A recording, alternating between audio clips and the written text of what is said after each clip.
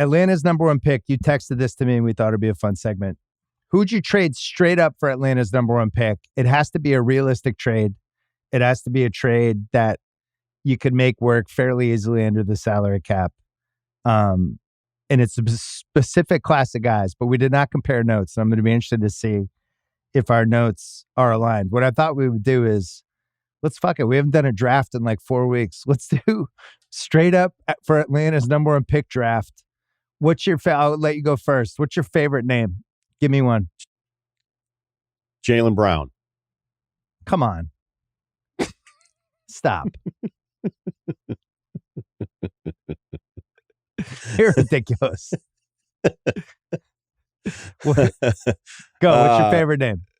I just wanted to, just because I was very upset about the title of your most recent episode. I was like, when are we getting to the 12 burning off-season questions with you, CR, and Rob? I didn't. It was a bad title. Sometimes I have good titles, sometimes not as good. Yeah, it was a little misleading. I was like, we're on minute 47 at Jaylen Brown. Like, where the fuck are the questions? All right, Aaron Gordon. Aaron Gordon. Wow. Okay. Make the case. Well, his value is less away, should I say, Sans Jokic. Sans Jokic. He's two different guys. Like, the funniest thing about him being traded for Orlando is when he was in the trade market, I go, I know what everybody kind of thinks of him, but like, there's a reason this hasn't really worked out for a while. Then he goes, plays in Denver. He's a completely different guy. Then I saw people being like, Orlando, how do you let this guy go? You're like, well, then just scream you don't watch then. Just say you don't watch. It's completely different. So Denver probably says no because it doesn't even make any sense, right? Unless they wanted to reset the salary stuff. But Gordon's just such a perfect baseline fit for everything they do. So I'm not even saying that I was doing that. I was trying to think of like player value level. Well, you know what I like? You know what I like about that? His salary is not that expensive. He's 22.8 next year.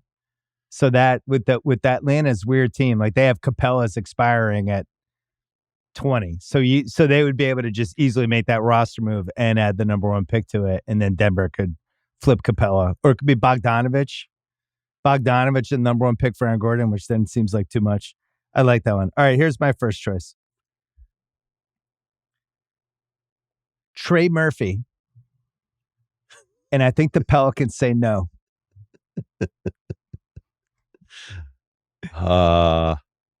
Unless they wanted Klingon and just said, okay, post Valanciunas, we have a better big option, maybe defensively. Well, you do. You just do. I mean, Valanciunas is a bruiser and actually stretches the floor a little bit. But you could see some stuff in OKC where you thought Valanciunas is getting all these rebounds, but Willie Green still wanted to play small with Nance. Yeah. So you're like, okay, well, what does that tell you?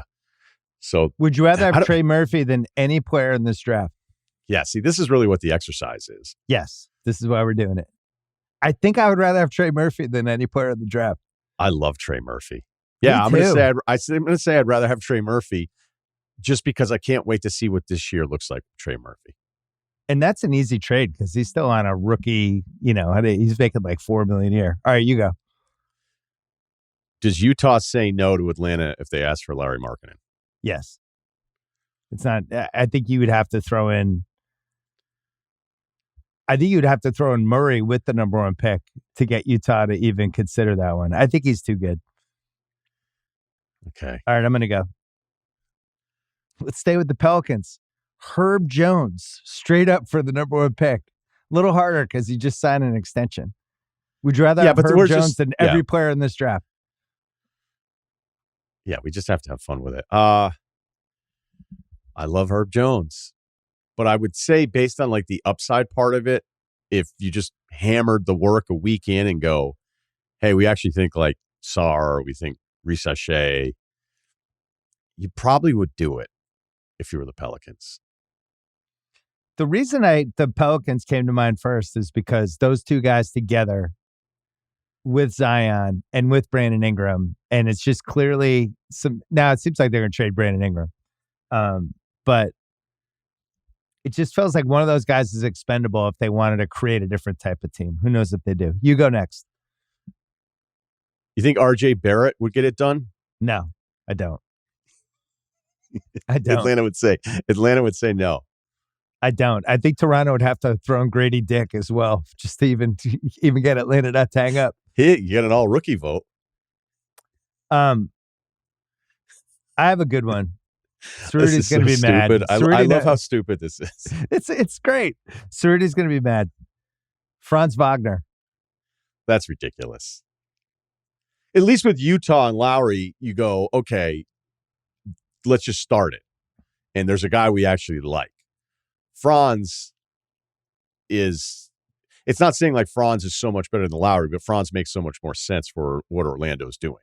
Cerruti should be upset by that one. I think I agree with you. We're drafting names. You go. I have like 5 more names, just FYI.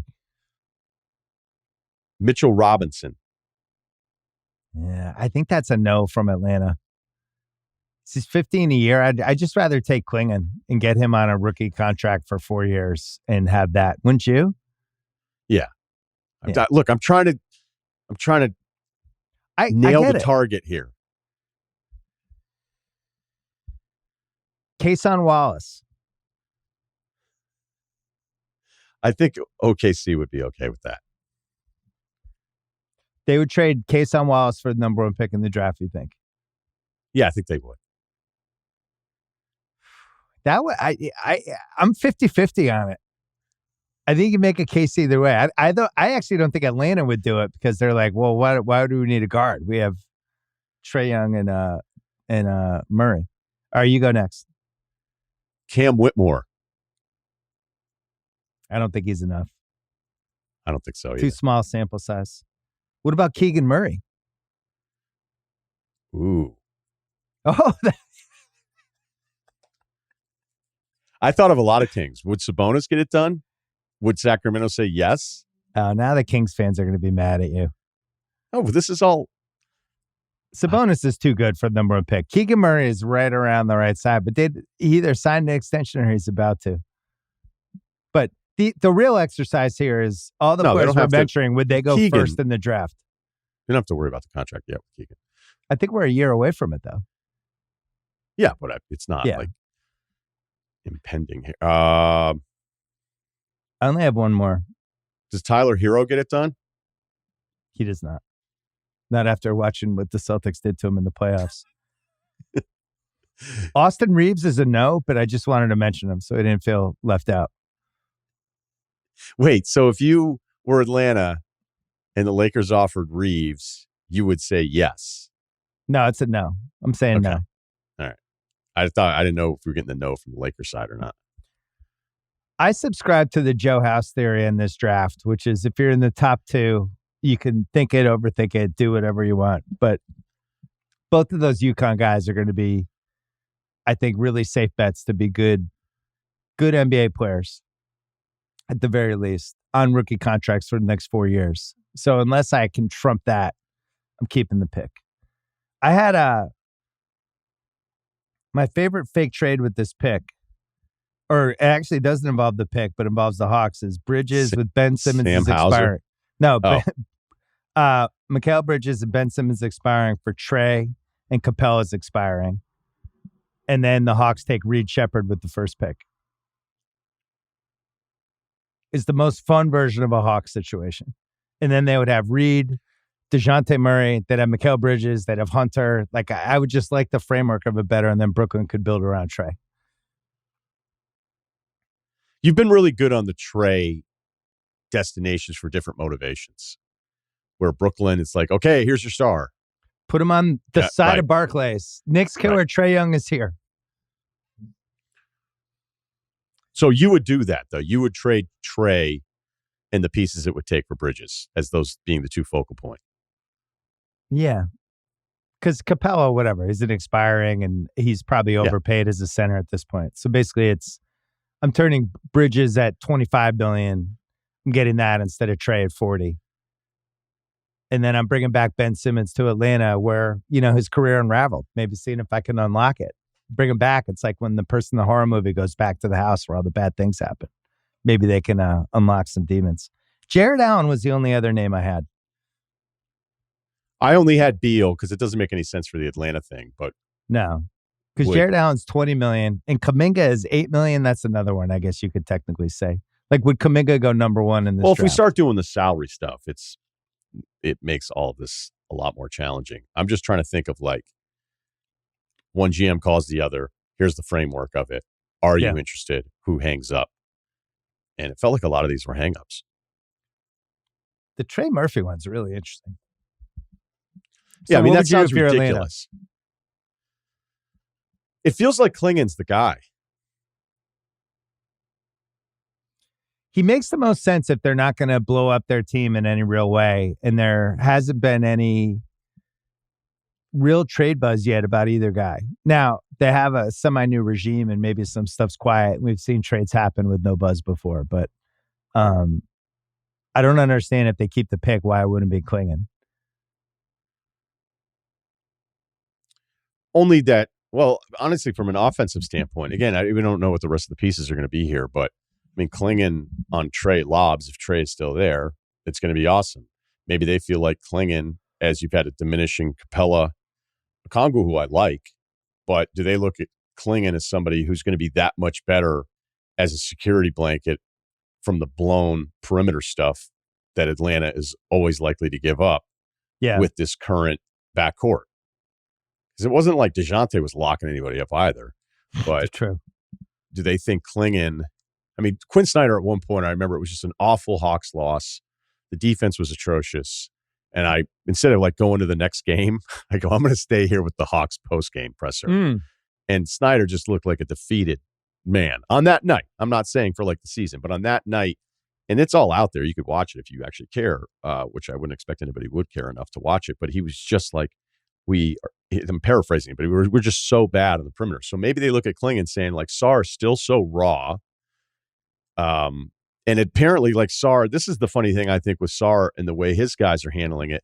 He still hasn't worked out as of today, I believe, with Atlanta. And I wonder if they look at it going like, no, we want you to go 2 because there's no one else there to take shots. So even if you aren't good, you're going to get 2 years worth of shots and 2 years worth of stats, and nothing else is going to be in your way.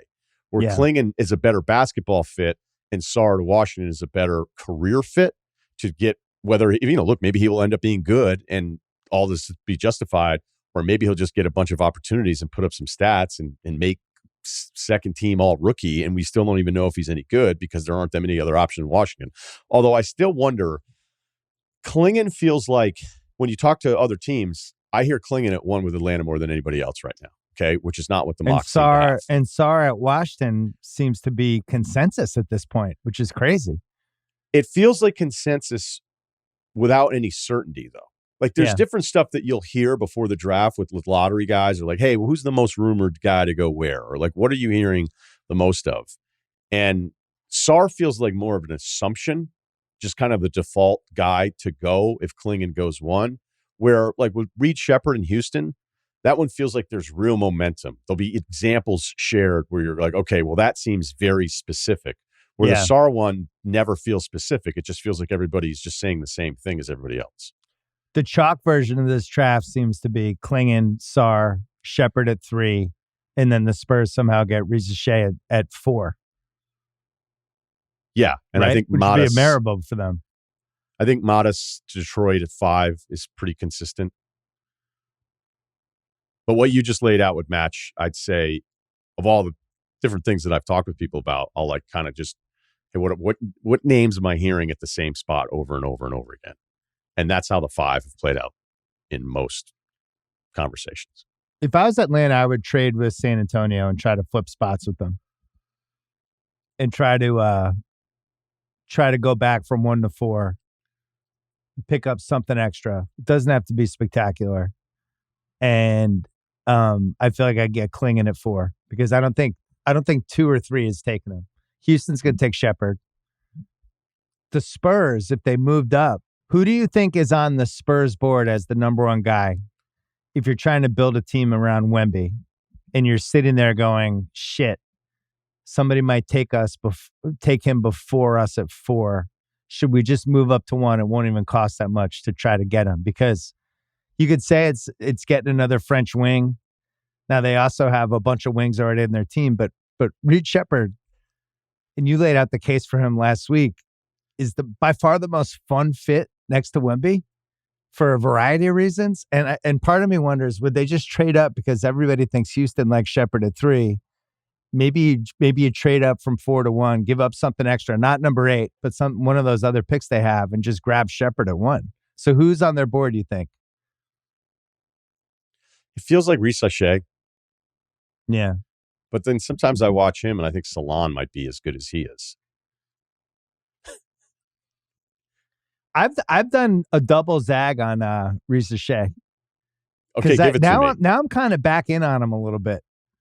All right, he's 6'10". I like his stroke. He's athletic. I like some of his fist pumps on the YouTube clip. I mean, I can't tell you great fist stroke, all general of a draft fan I've been this year. I'm not going to pretend to be an expert. Just like eye test stuff I'm watching, I'm like, this kid, I can see it. But I think this whole point of this draft in the top 5 is anybody who's like, I am positive 100% this guy is going to be this. Like, this is not the draft for that. There's a lot of like, I can see it. Yeah, maybe. It's that. So it's like whatever your maybe, however strongly you feel about the maybe, that's maybe you should take. SAR for me is like smoking cigarettes. Like if I don't have anything to do, I'll just be like, let me watch some SAR. I go, let's go another. I keep waiting to see something else. And that's the lesson, is that this is what it is.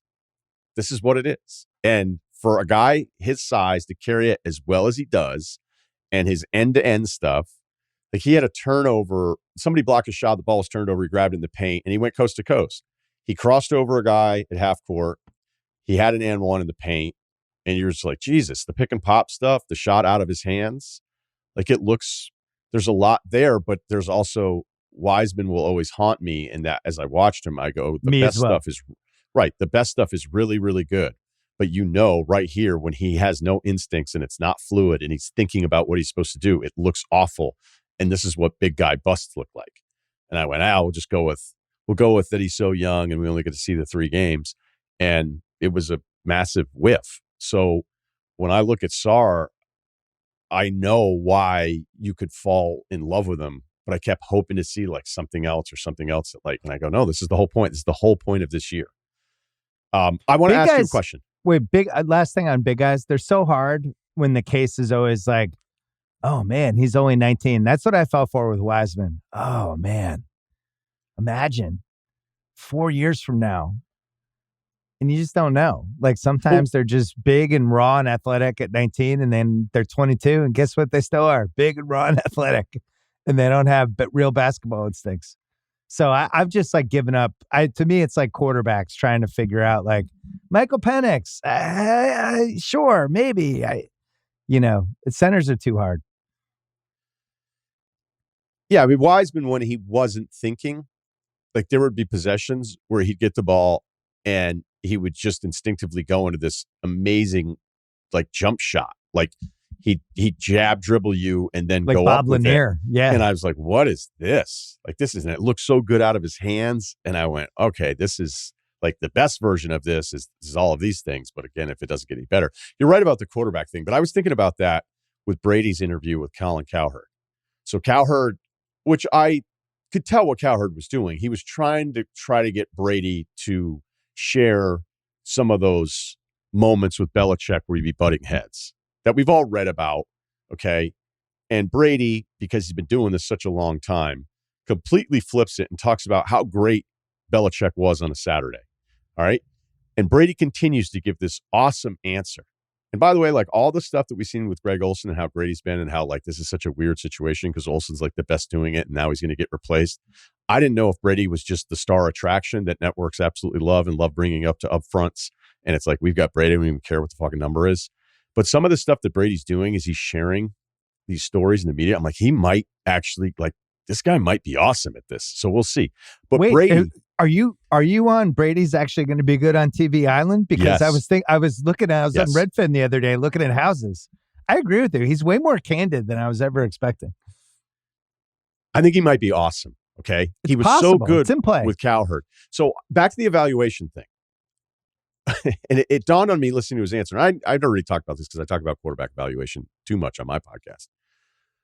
But Brady then goes further into depth. He goes, what I liked about Saturdays is like we'd install, okay, and there's 100 play calls and there's all these different things. And he'd be like, okay, well, this play, no matter what happens, like if they bring a safety down, then we're done. And he goes, and a lot of coaches, you just be like, hey, tip your cap to them. They won. And he's like, I would never want to give it away. So I'd be like, no, we need a call. We needed to, he would say grape or whatever. And he was sharing all these things. He's like, once we see this and we would do the install and the walkthrough and all the different things, be like, if that's something that we're seeing that they do, that can blow up this one play call that we have designed for this Sunday, why are we going to let them get one? Why are we giving one away just based on a look that we don't have any kind of counter for? So I want a counter. That is the quarterback position. And we never talk about that ever when we're talking about quarterbacks being drafted. One, because we don't have access to understanding how these kids operate, or if this is even something they're capable of, or they've ever been questioned with. But we spend all this time talking about quarterbacks and evaluation when really all the things that we're prioritizing have nothing to do with the guys that are actually successful on Sundays. And Brady shared with us another example of why he's the greatest and what the great ones do in their preparation, recognition, all these different things. And we're still sitting here in 2024 talking about fucking arm strength. Charisma, intelligence, and competitiveness. It's those three traits. That's it. If you have those three and you're physically good, you don't even have to be great. You can be physically good. But if you have those other three, and that's what it is over and over again. I feel like we're starting to figure out quarterbacks more and more as it goes, because we've spent so much time talking about it. I still don't feel that confident about it. When we get to that Penix, Bo Nix level, I'm just like, sure. But Joe Burrow, that was a pretty safe bet. The stuff you read about Mahomes after the fact, it was like, this guy's fucking animal, But it's knowing the person. There's this joke about how banking is infested with lacrosse players. And it's like, well, one of the things that people want in finance is guys that are insanely competitive. Yeah. Now, granted, I've got some lacrosse buddies that I would not say were super dialed in throughout the entire season, but there were others that were just maniacs. And I'd be like, do you know there's no league after this? Really? I know there's two, but there's not, especially back when I'm not talking about the league options now for lacrosse, but there's something to the, now in basketball, no one is tasked with the quarterback job. I don't know that even the best basketball players have to dissect what a quarterback has to do. So we can still go back to physical traits. And there's just different guys. No, you're but I crossing think off. the point guard position, I think, resembles it a little bit. When you can see how somebody, the way they can lead a team and understand the rhythm of a game, I think is something you could see at the college level. When I look at centers, and the reason I like Klingon, and I don't know if he'll ever make an all-star team, but he does two things that I know work in the NBA. He protects the rim, and he can dunk those lob passes. We know that works. He's really good at both of those things. So for me, the room for error with him is the slimmest. Whereas I look at Sarr and I'm like, man, we've seen that fail before, but we've also been wrong on those guys, right? Could he be Serge Ibaka? Is that possible? Could he be a better rebounding version of Serge Ibaka? I don't know. He'll spread the floor like Serge eventually did. But we didn't know Serge was going to shoot threes when he came in the league. He was just this kind of runner dunker guy. I didn't think Rudy could walk when he got drafted. Okay. Right. Clint Capella, I was like, I don't know. I don't know what this is. And it's also for some of these bigs, especially now, guys that can't stretch the floor, it's you have to have a willing guard. You got to have somebody who wants you involved in some of this stuff. Clint Capella living with Harden during those years, that was an awesome version of Clint Capella. Yeah. Because it's switch, contest, try to run guys off, drop coverage, all this stuff. You're going to be moving around a ton. And then on offense, you're going to be eaten for free all the time because Harden was so good at catching the defenders in between decisions. And the second you showed what you were going to do to Harden, he would burn you. And Trey is great at that. So if Trey's still there and it's Klingon, and I think you said that something. picks makes sense with Trey. Yeah, and I think you said something that was really good there too. And it's kind of like the old Belichick thing, as we're talking to little Pats here, is just stop telling me what these guys can't do. Tell me what they can do. And for Klingon, there's nothing to suggest that all of a sudden he's going to start shooting threes in 3 years. And maybe we should stop asking for that all the time. Yeah. Quickly. I want to ask you, I know I have to ask you something. Does Castle to the Spurs make sense? Not for the team they have, but it feels like a very Spurs pick. Like I love I could see them Sohan. taking him at 4 and just being like, "Oh yeah, of course they were going to take him." Right, but there's part of me after the Sohan point guard experiment where I'm like, are you going to kind of try to do a version of this again? Right, just try to do a better version of it as somebody who actually can play point guard a tiny bit. See, I just like him more than any wing that they have other than Sohan. So I really like Castle. I at least know what he is, and what the floor for whatever he is still somebody that can be in the league and be in the top 7 on a playoff team, I think. Can I give you best situation match for every lottery pick? I want you to give them to me. Klingon, I had Atlanta, but I also think he'd be really fun on Memphis and on Charlotte and on OKC. I actually had him on the most teams where I'd be like, oh, that would be fun if he was on that team. Is there any other Klingon team you would have? Memphis? Yeah. Shepherd,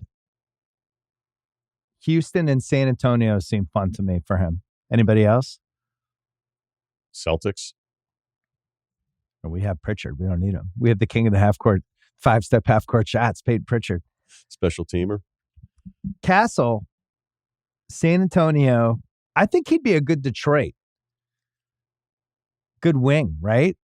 With Cunningham and Jaden, and he's like their wing who can play guard. I mean, I don't love the Detroit team, but I actually think he'd play and fit in there. Why are you making a face? Thompson, if you wanted to go small, probably playing him at the 4. Yeah, I don't hate it. I just really want to see a non-Monty Williams, Jaden Ivey, Cade Cunningham season. I'm looking forward to it. Well, obviously Detroit is too, since they spent $65 million to take a look at it. Sarr is basically, for me, washed in or bust. It's the funniest outcome. It's going to be hilarious for House. I like that he's going number 2. There's a couple guys in this draft where it's like, it's actually better that you're not going first. So I think Russillo is like that too. Him going first makes me nervous for him, because I think when you go first, there's this inherent pressure that comes with that. If you're not good right away, or if you have a bad game, people are like, that fucking guy went first. It's tough. It's really hard. It's if you're not like a finished product. That's why Klingon at least could go first and be like, oh yeah, okay, I get it. But I think Sarr, Washington, I can't think of another team other than maybe Charlotte for him. Yeah, that feels like if San Antonio takes him, you go, oh, like if he were to fall, and you go, oh my God, San Antonio got this guy. He was supposed to go number 1, where, granted, he's not going to last till 6, but if Charlotte takes him, be like, oh, I'm prepared for anything with this draft, though. Like, remember 2013, Nerlens fell to what, 6? Nerlens was number 1 the whole process, and then all of a sudden was dropping like a stone, and we didn't know what was going on. Russillo, people blame me. Spurs is the best fit for him for a variety of reasons. Charlotte would be kind of fun too. And then, who's your favorite Connect team? I would love to. I don't think he's gonna. I think his range is 7, 8, 9. Portland, San Antonio, Memphis. I would love to see him on a good team right away. Like, the more I watch Dalton, the more I'm like, I know he's older, and he would have been great on The Last Dance, because The Last Dance is basically everybody just got taller. Yeah. But Connect, when you go through his entire story, you're like, and then he grew another 3 inches, and then he grew 5 inches, and then all of a sudden, like, he's a stud.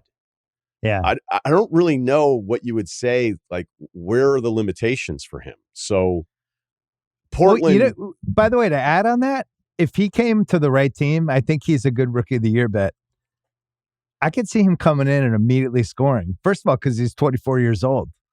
But if it was a team that actually gave him the ball and ran some plays for him, I just think from a shooting standpoint, I think he could produce immediately. He's a sick athlete. Slow. And it's unbelievable watching his misses. How many times you're like, I can't believe that didn't go down. Like, there's some of these guys, man. Like, the downs. Like, I always joked about how, like, I wanted to write a book, like, the 5 ways Michael Jordan ruined the NBA. And I'm kidding. Yeah. I don't really mean it. But it was a generation of players that just thought, as long as I take the last second shot, and everybody knows that I have that in me. Doesn't matter if it goes in or not. I just got to make sure I take it, because that's what MJ would do. Yeah. I think Steph is, especially when you're prepping for the draft, you go, what? Who told you that was a good shot? So, like, when I put down Jacoby Walters' fit, I put the Memphis Hustle. And he thinks he might be Kobe. And I knew it was bad. Who knows? He's a young guy, Baylor freshman. He has some incredible shot making, but he has some of the worst shot decisions, like since Jaden Hardy. But Hardy, in a limited situation with Dallas, they go, he's a sick athlete. He's got the body for it. He can rein him in here a little bit. Irrational confidence guy. Yeah. And Jacoby has some of that in him right now, because when I did the tape for him, I think the first thing I wrote down was, you're not going to like this guy. And then I just watched like the rest of it. I think the Terrence Shannon thing is really interesting, because you want to talk about like wings that can actually, like, there's a difference. Like Cody Williams, I think, has an idea of what he wants to do, but it seems like he doesn't really know what he's doing half the time on some of these drives. All right. Walter fits into that category. I think Castle even has a little of that. When I watched Shannon just decide he's going to go, like, there's another level of shit to his game where it's not the adventure it is for some of these other guys. Like, some of these guys are like, Cody Williams is a high profile kid. I think the highest rated recruit that ever went to Colorado. He's Jalen's brother, obviously.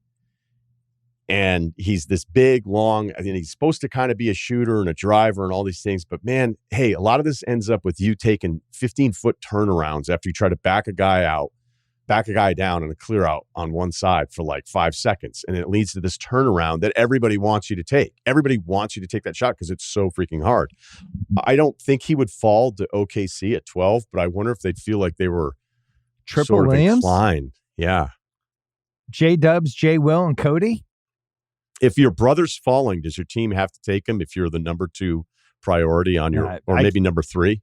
I promise you, Sam, we'll do whatever he wants to do and not think about that at all.